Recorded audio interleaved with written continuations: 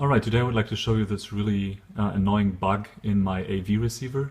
It's an Onkyo. It's actually the model it's a TX-NR828, which I purchased in January of 2014. Now it's May of 2014, so not even I haven't even had it for half a year.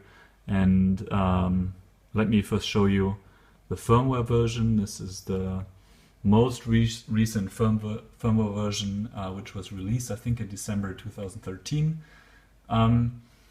All right, now I'm going to show you the issues that I have with this AV receiver. In principle, I like it, but this is a super annoying bug, and Onkyo hasn't been helpful at all, and they haven't been able to fix it or help me with it.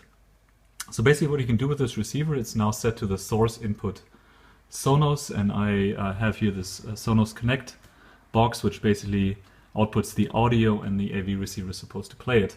And now what you can do is, with this input, you go into the setup menu and you hit the option source setup, and then there's the option AV sync. And in this menu, what you can do is basically you can increase or decrease the audio delay. Obviously there's some delay between the audio getting to the receiver and then the output, and you can increase or decrease it.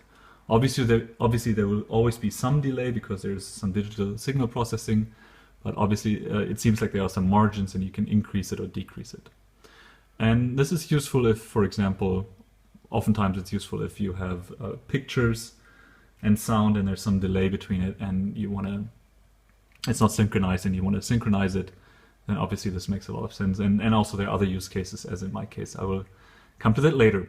What you can now do is you can increase, let's for example increase that delay. So we added here, for example, an extra 20 milliseconds audio delay, so the audio is actually output 20 milliseconds later than it was before. So we can leave this menu. You can see it's now set. We can leave this menu, and we can just put the receiver on standby. Switch it off for a second. Then let's switch it on again. And now, let's wait a second. There we go. If we now go into the same menu again, so we go again to source setup, and then the AV sync, you can see it's still set to the 20 millisecond delay, which makes a lot of sense for a lot of sources. This synchronization is always the same, or always needs the same values in order to be synchronized, and now you have that here. Now let's assume you want to decrease the delay, so you want to have the sound output a little bit earlier. And that you can do as well, and so you use negative values here, and let's put it to minus 20 milliseconds, which basically means the sound is output 20 milliseconds earlier than it was before, more 40 in this case. Alright, now let's leave it. We can look at it again. It's set to minus 20 milliseconds. It actually works fine if you listen to sound. And then if you put it to standby again, and then turn the receiver on again,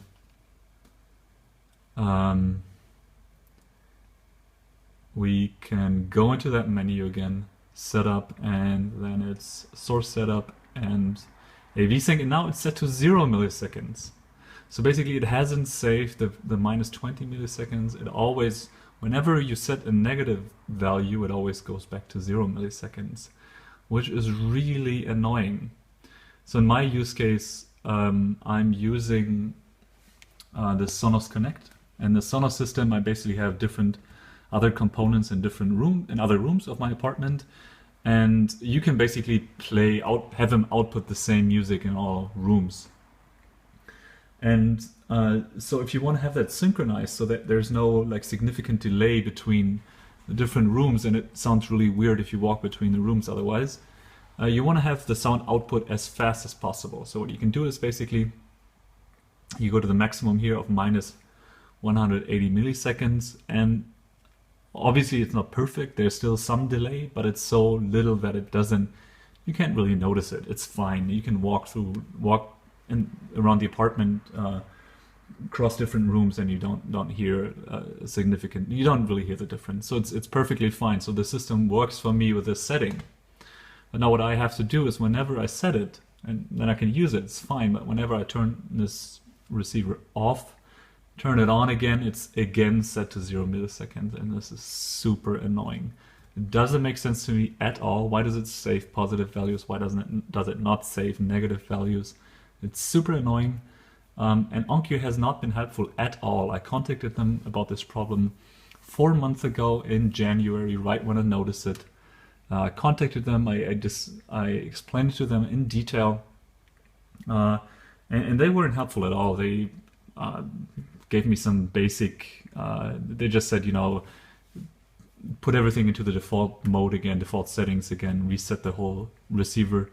This obviously didn't work. And then they couldn't even say, they weren't, for me it's quite obviously that this must be like some software issue and it could be fixed probably potentially easily, but they weren't able to comment on that. And in the end, after sending them various emails and even having them on the phone, the support here in Germany, they just sent me like a one-line email saying, sorry, we can't help you. And I think this is super annoying. Onkyo, this should be like super easy for you to fix, and I really don't understand why you don't go ahead and just release an update to your firmware or something where this is fixed. Please do something about it.